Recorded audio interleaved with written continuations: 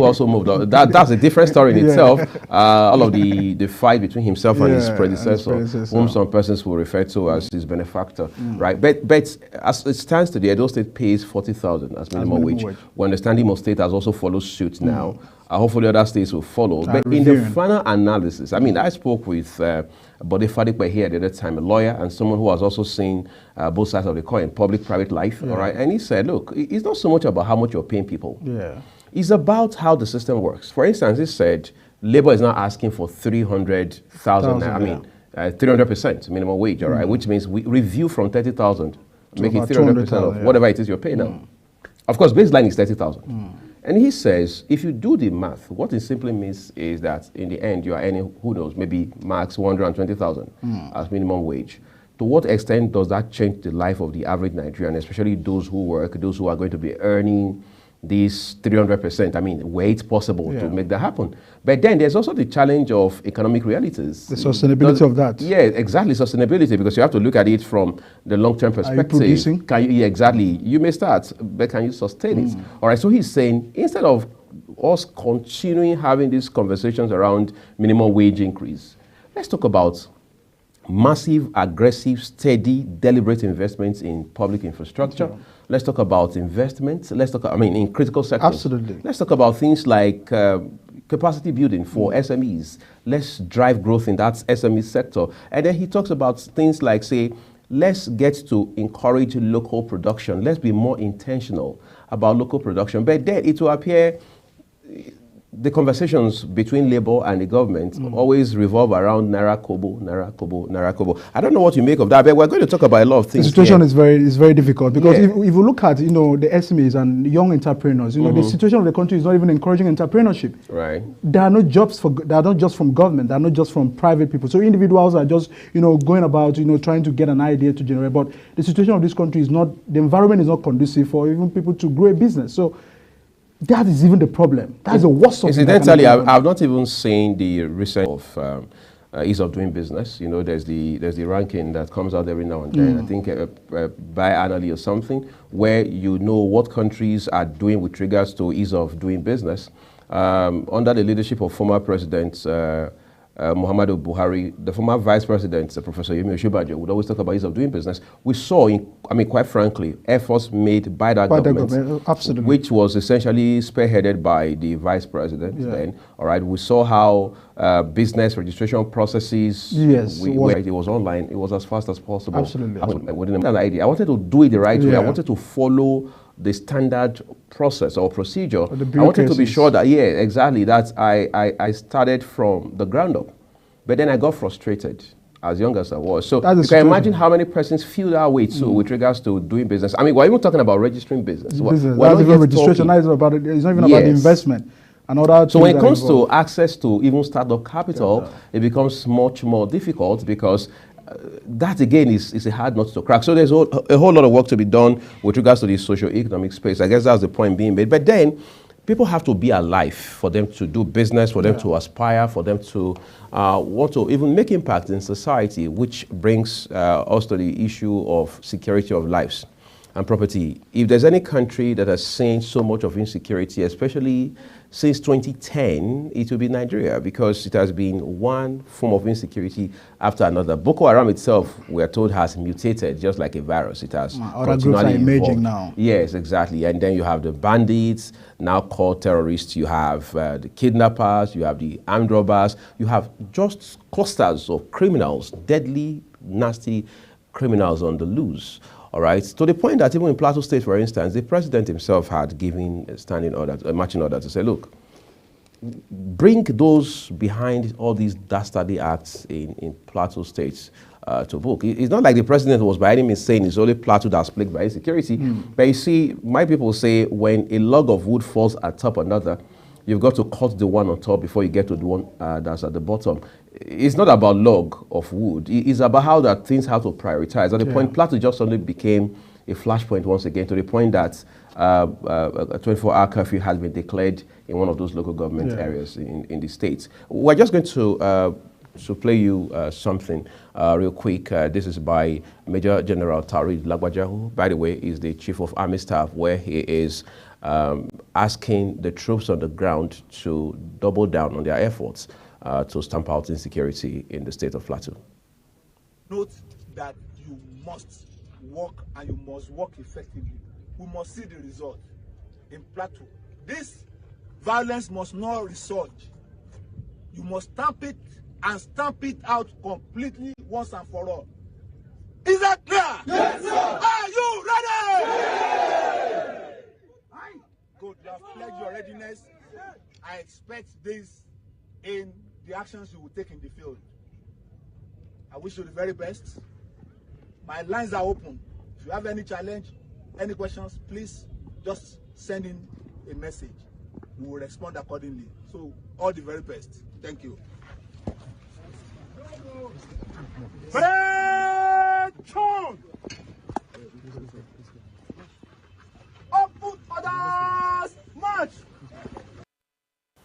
Major General Taoreed Lagbaja, the Chief of Army Staff, urging the boys, goading them on to just increase their efforts, intensify efforts at stamping out insecurity in the state of Plateau. But we're going to turn to the papers now quickly, because insecurity is a discussion we should have every other day, because again, absolutely, it's a matter of life, growing right? situation every day.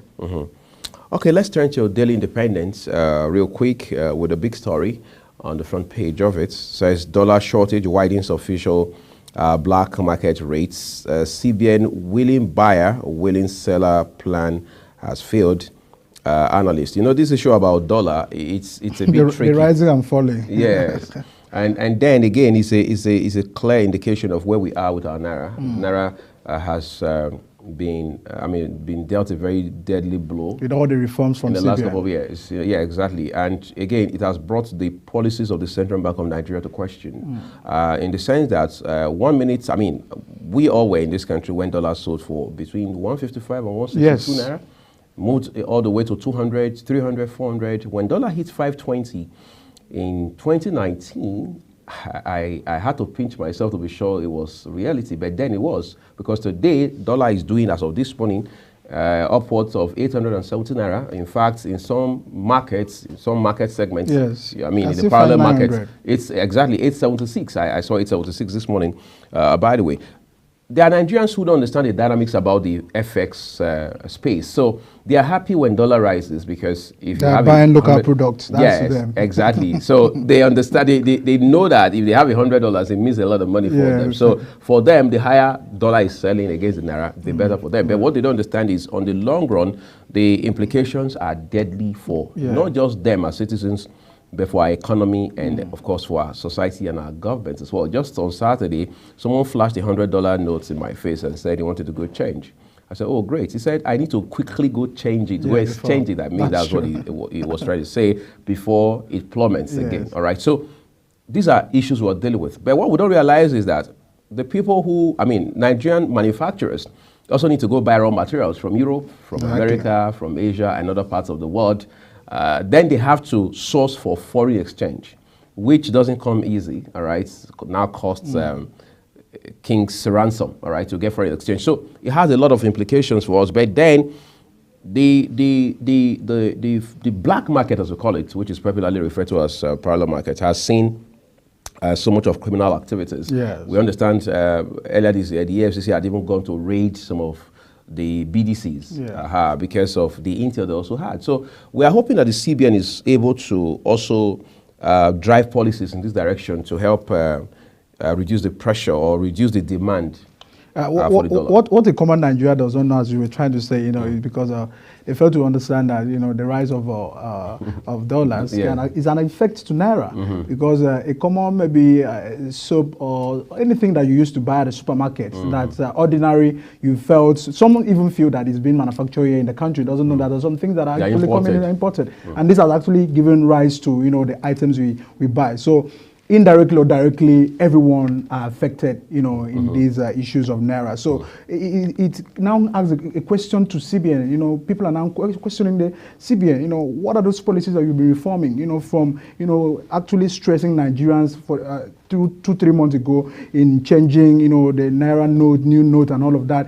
This has not even helped the situation. We still see that there's still money in people's hands and all of that. So Naira is actually in the market, and this is affecting us. So government should, not just CBN coming to say, okay, we are changing the Naira note. What other things are on ground to, to check this? So the situation is actually on the government hands, and these are where they can only actually arrest the situation. Yeah, lots in front of the government to take care of. But let's look at a few headlines just above the nameplate of today's issue of Daily Independent. Bayelsa Guber poll, APC chieftains plots to dump Silva. Bandits invade former minister's residence, injure security guards. Okay, so Federer asks Tinubu to seek debt relief, cut public officers' emoluments. Okay, they say hard times demand if you like, tough measures as well. But we don't seem to be taking those tough measures just yet, especially when you see the amounts of monies still being budgeted for the welfare of public officers, as if they are more Nigerian than the other Nigerians, all right? This has called to question how government prioritizes.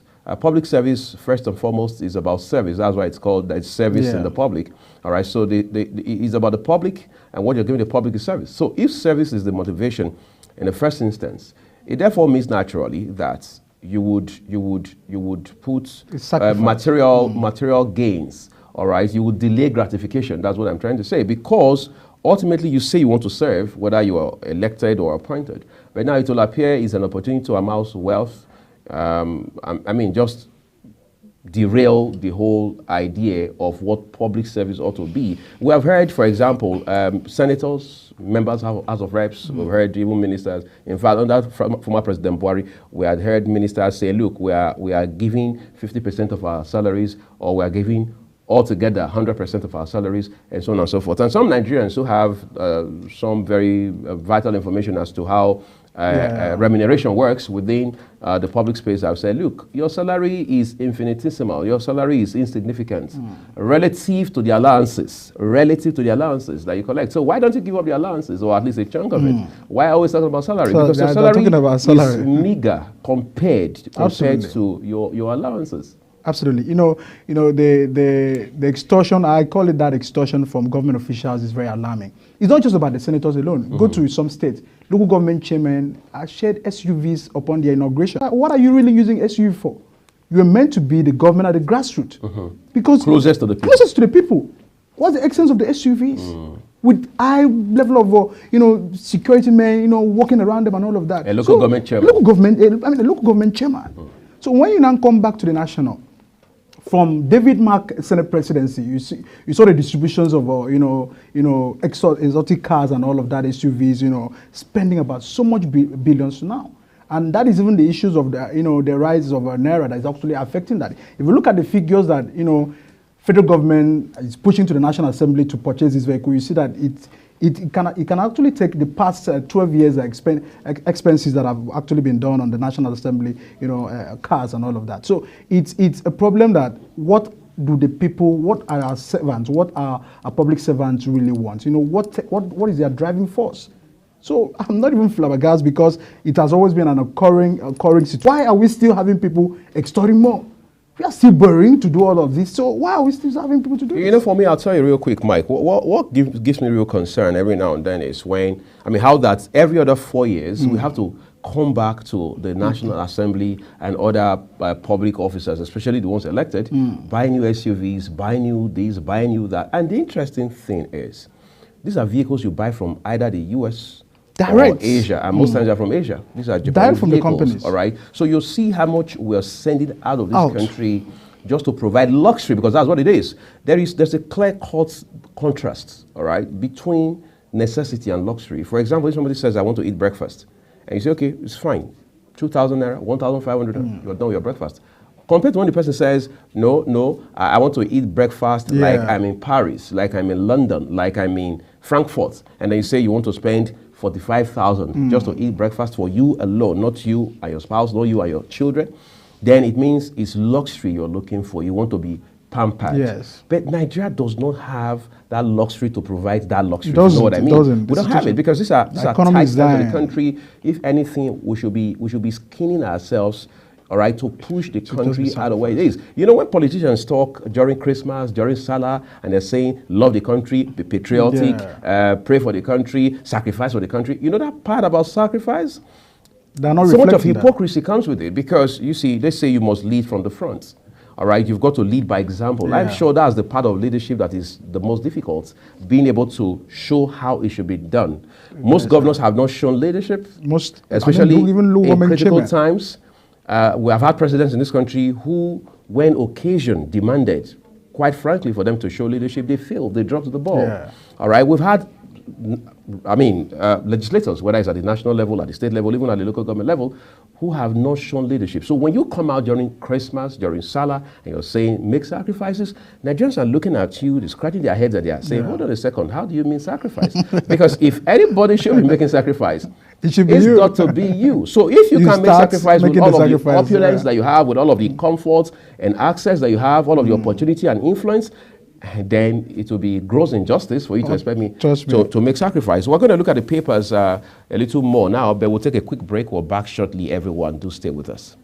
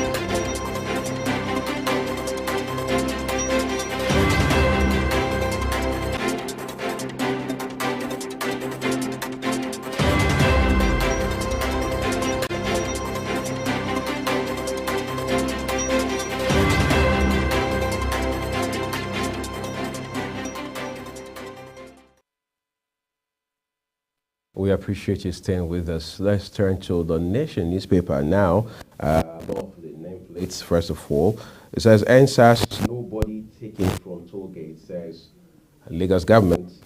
Nigerian equities outperformed global stocks with 1.3 trillion naira gain. Okay, let's see about the other ones. Inflation surge. Next year, again, IMF is back, so the news. But back at home, it says APC NEC to ratify Ganduje Basiru as chairman. Secretary is talking about the chairmanship of the ruling All Progressives Congress. But again, there had been this back and forth.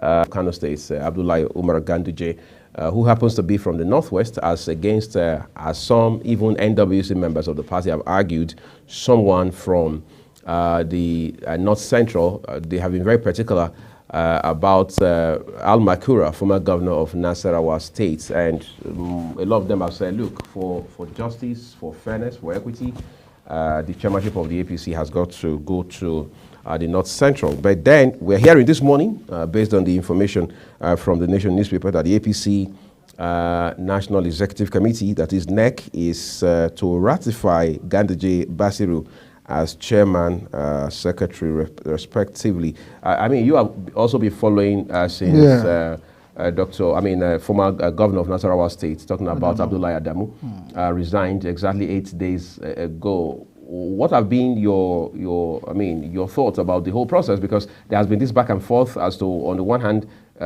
it shouldn't be Ganduje, former governor of Kano, and then it should be Al Makura, whom a guest of mine on Friday referred to as a fine gentleman who is capable of leading the party. Yeah, today we heard that Ganduje has his foot right in the door.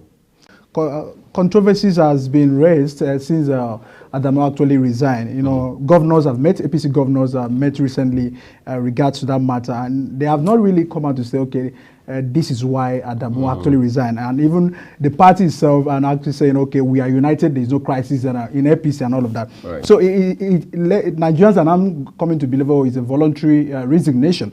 And of course, when people resign, you know, people definitely have to fill in the vacant position. Life does not allow for vacuum. Of course, whatever happens, people still have to move on. So Ganduje, you know, you understand that he has a very close relationship with the presidency. And you understand how party affairs run. A party chairman has to be very close to the presidency. So whatever, I think the hands behind, you know, Ganduje's emergence might be from the presidency. It might not really be Tinubu, but it might be the cabal, you know, what the presidency needs. You see, that's the interesting thing. You know, in Nigeria, we always talk about the president's body language. Yes. I don't know what part of the Constitution. He doesn't have to come out to say it. Yeah, exactly. I don't know what part of the Constitution or even any of the extant laws, all right, has as part of his item body language. Yeah. But it has influenced many things in this country. In fact, on some level, it has even done damage to this country, whether it's in terms of economic policies or certain very pivotal actions taken by governments. You hear ministers saying, well, we followed the president's body language. At the subnational level, you hear commissioners and aides saying they followed. Even at the National Assembly elections. Exactly, the governor's body language and so on and so forth. But the thing is, most times, whether it's body language or what other kind of language, in the fun analysis, we have also seen certain cases within political parties, not just the APC now, even before we got what we now know as the APC. You will see that a party chairman emerges, and then you have a block or two within the party that doesn't support that choice. It becomes basis for wrangling, infighting, and all of the bickering back and forth within the party. We hope that doesn't become the lot of APC. Yeah, they are raising this in this case, all right? Okay, so let's turn to the Punch. See one big story there. It says workers kick as governors borrow 2.2 trillion naira from banks. That's from the Punch now. Governors' borrowing spree has left states poorer. Pensioners, workers lament. Governments must avoid short-term borrowing that may harm states' finances. Dons warn. You know, thing is, the other time names of states were released, and we saw some states that were heavily indebted, and the states were not done; they were still borrowing. And one interesting thing about borrowing is most times what you hear is there is no country that doesn't borrow. Every country is indebted. However, the case of Nigeria is different because they say, for the most part, we either borrow for the wrong reasons, or we borrow and are not sure what we want to do with what we're borrowed. And that's why accountability is difficult. People don't go to jail. I mean, people hardly go to jail in Nigeria for misappropriating, all right, public funds. People hardly go to jail for not being able to account for how they spend public finances. It might just be because of political reasons. Right. Which again, it's very worrisome, which again is very disturbing. We don't follow the money, and politicians seem to know that Nigerians are not in the habit of following the money, so they also probably exploit that window and see where it has left us today, all right, when states continue to borrow. And then you are asking yourself, how do we service? Look at our debt profile today. Look at how much we spend servicing debts. Virtually all the money we get from oil goes into servicing debt. Yeah, exactly. All right, so it makes you wonder, what exactly are we doing to change that narrative and reverse, if you like, that practice? We hope we're able to do something about that real quick. But at the top of today's Punch is a picture of the President of the Senate, Godswill Akpabio. Says Senate gears up for ministerial screening. Awaits list this week.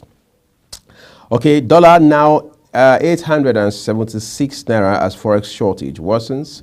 Ganduje intensifies lobby as North Central APC demands chairman. At the foot of today's Punch newspaper, that is, it says NSAS 103 recovered bodies, not Lekki toll gate victims, says Lagos.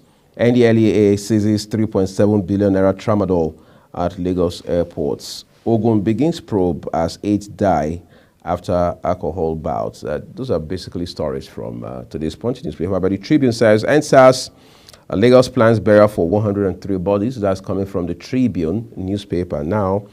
Okay, then the story about NSAS from 2020 still raging. All right, not from the toll gates. Okay, so there has been that back and forth between Lagos State government and the civil society, essentially. Okay, heavens will not fall if justice is done. Atiku replies Tinubu. You know, there has been this bickering too. Much as Tinubu said there will be chaos. Yes, yes. They talked about how there will be chaos, there will be anarchy if the judgment decision, is otherwise. the judgment does not swing his way. I mean, his favor, and so on and so forth. We don't want to go into all of those details, but one would have thought these men know better than to be bickering right now. We're wrapped up at the tribunal. I mean, the petition court, as it's called. All right. All the parties involved, including the Labour Party, APC, and the PDP, have done their written addresses. I mean, presented their written addresses. All right, so they're done. I would have thought at this point what they should be doing, I mean, at their level, would be to sit back and relax. Yes, there will be tension. Naturally, there will be agitation. There will be that curiosity to want to know in whose favor would the judgment be. But that's the more reason to relax, because it's going to be what it's going to be ultimately. All right, because this idea of having this wrangling about you were trying to induce the judges. No, I wasn't. It was you who was trying to, and so on and so forth. So I think basically judiciary are having a time for them to prove the integrity of the court. Okay. So that's what is in front of them. That's what is actually playing out, because over time we've seen court, people run into court, people that did not even win election, run into court, to get a mandate to lead.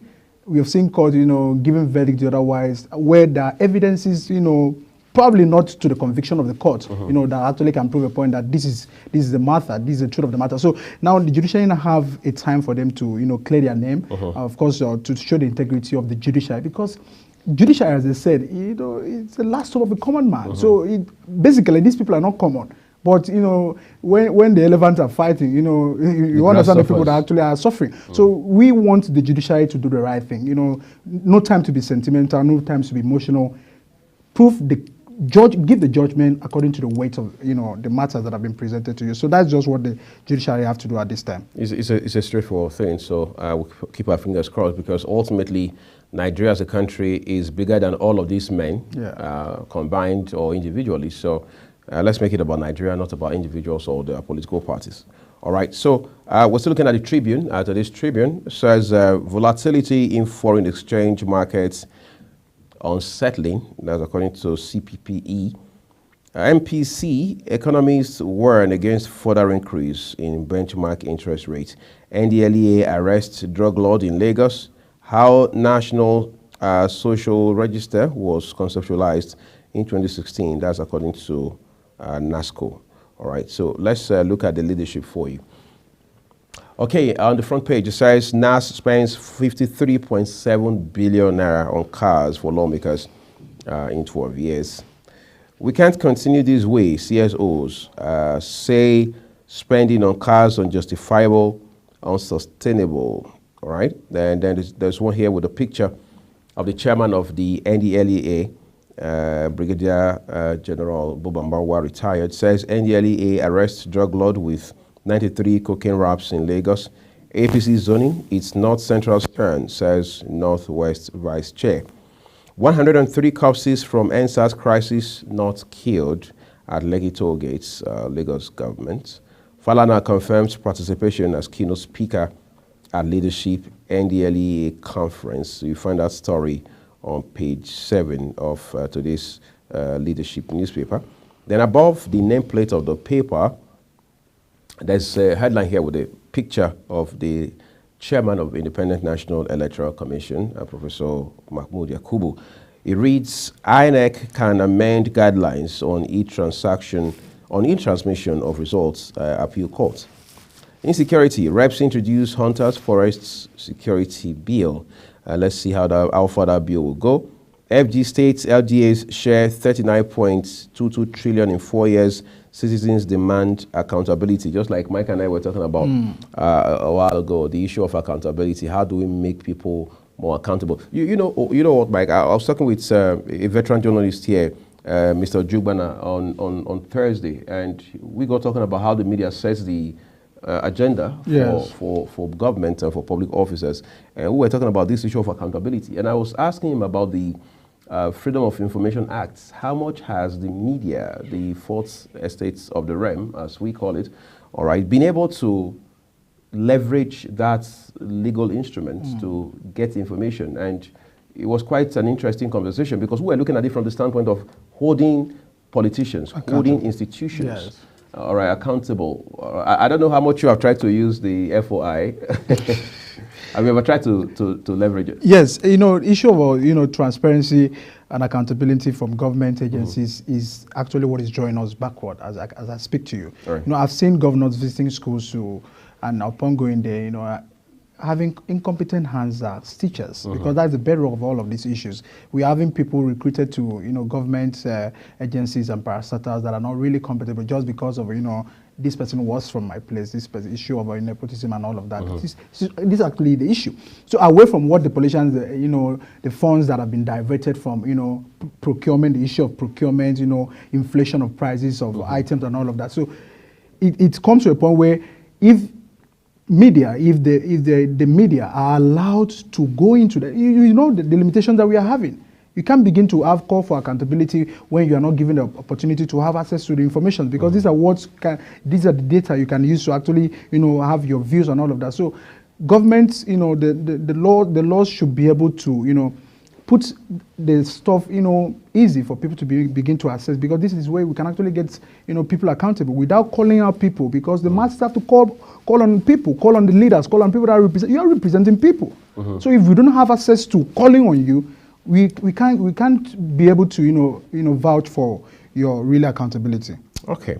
Insecurity, why FG can't dialogue with bandits by lawyers, is a story on the front page of New Telegraph as well, so you want to look that up for yourself.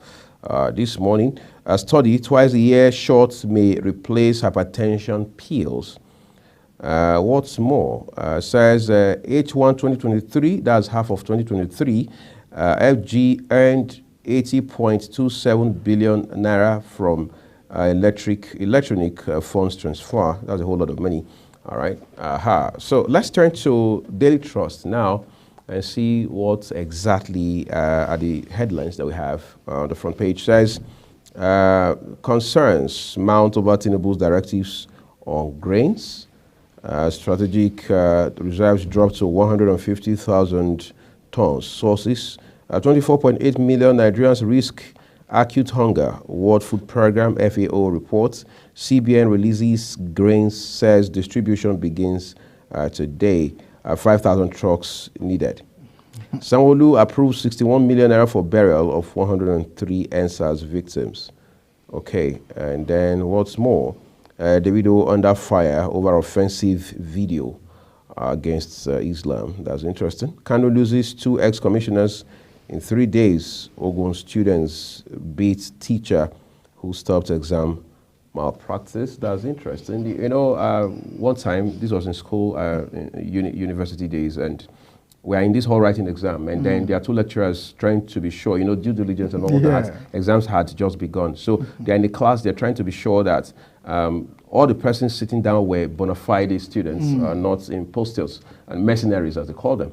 And then it gets to this point where a particular guy is not able to identify himself. He's not able to, no student ID card, no exam ID card. At the point, the invigilator says, okay, what's your name? He says his name, and then the man says to him, do you have your ATM card? He says no. So do you have anything on you that identifies you, that bears your name?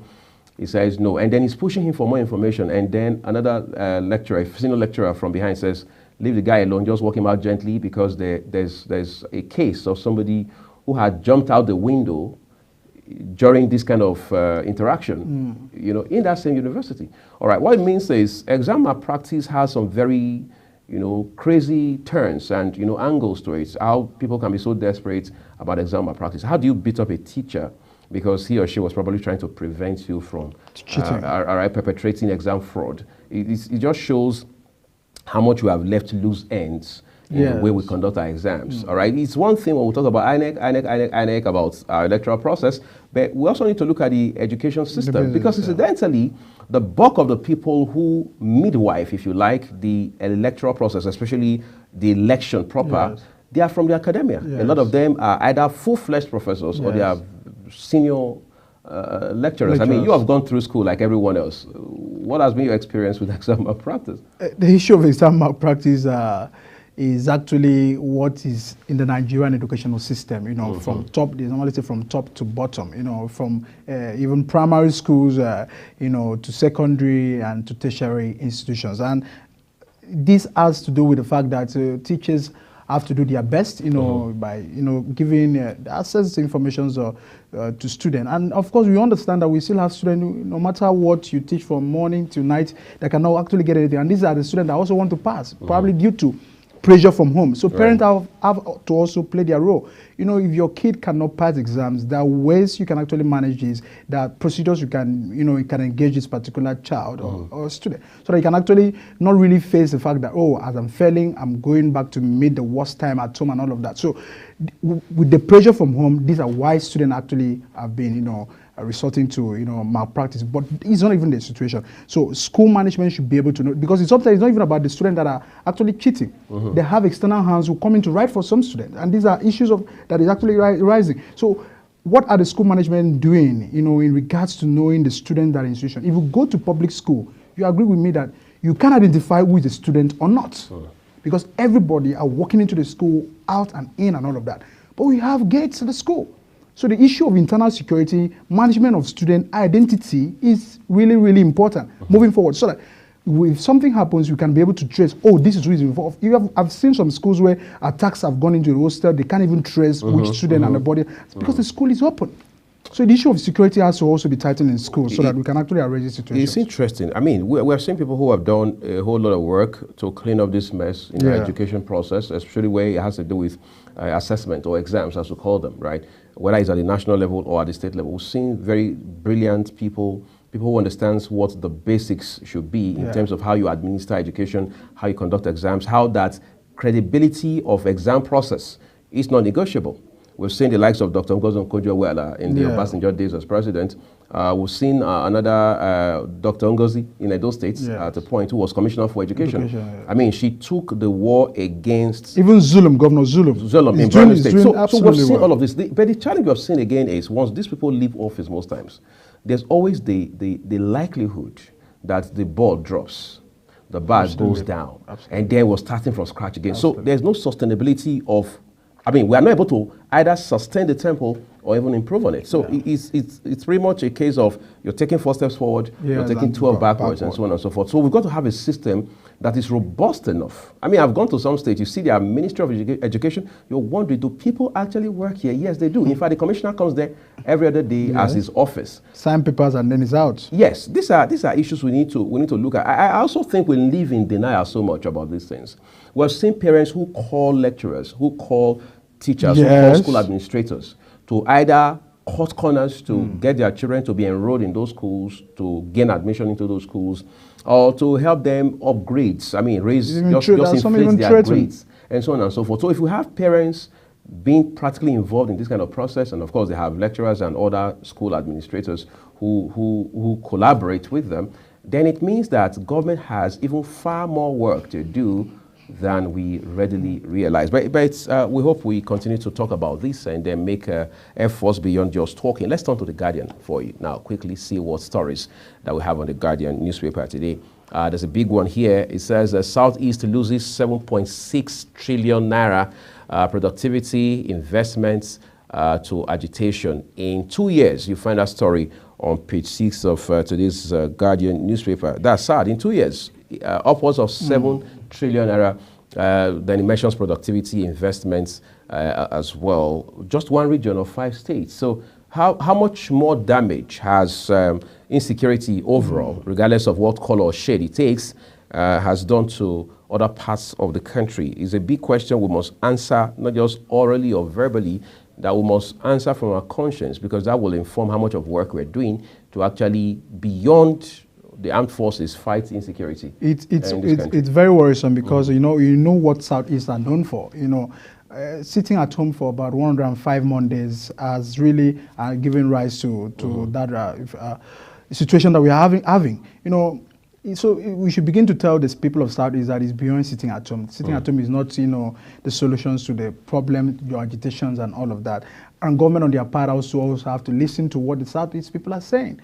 So the issue of inclusion, as we said the other time, has to be there. You know, we need to give Southeast people, you know, the opportunity to also lead if that's one of their problems. So and all of that. So, but sitting at home is actually not the solution to the problems, because look at the trillions, you know, that we've lost because of sitting at home. Because Mondays, businesses have to move. People have to come in from another state, and they have to be so strategic enough to choose Monday. Yes. So it's reflecting. So I appreciate what the Enugu new governor is doing. Is really taking the fight. The vehemence they're bringing to honestly is up to the task. You know, saying no to that and all of that. So if other states, you know, can actually join Enugu state governor, we hope the 5 governors of those 5 states in the Southeast are able to see beyond political lines. Yes. All right. I mean, just cross-party kind of collaboration. Absolutely. All right, because your first is Southeasterner, your first an Igbo man, your first a Nigerian before you are a governor. You could have been all of these 3 without being a governor, but now that you are a governor, it's a golden opportunity for you to be able to make an impact in this, along this line, so that we don't continue to hear every other morning we wake up about all of the crazy things happening in the Southeast, because we have seen so much in other parts of the country as well already. But let's just take a look at a few more stories for you this morning as we begin to wind down on the show. APC NWC Lukman lock horns over party's chairmanship, just as Mike and I were talking about a while ago. All right, discordant tunes over elongation of George's tenure in office. Lagos flees rumored burial of NSA's victims. All right, those are stories coming your way from today's Guardian newspaper. Let's turn to our last paper for today, and that's the Business Day newspaper. Okay, on Business Day, as usual, it says Nigeria's new infrastructure fund faces legal hurdle. It shouldn't face legal hurdle, please, because the infrastructure deficit in this country is worrisome. It's enough to keep all of us up at night, so there shouldn't be hurdles. All right, okay, says... big story, Guyana's $1.4 billion oil savings avoid Nigeria's folly. Okay, what else? NHIA acts Lagos health insurers lock horns over premium. Okay, and what else do we have here? Talks about, let's see that one for you quickly.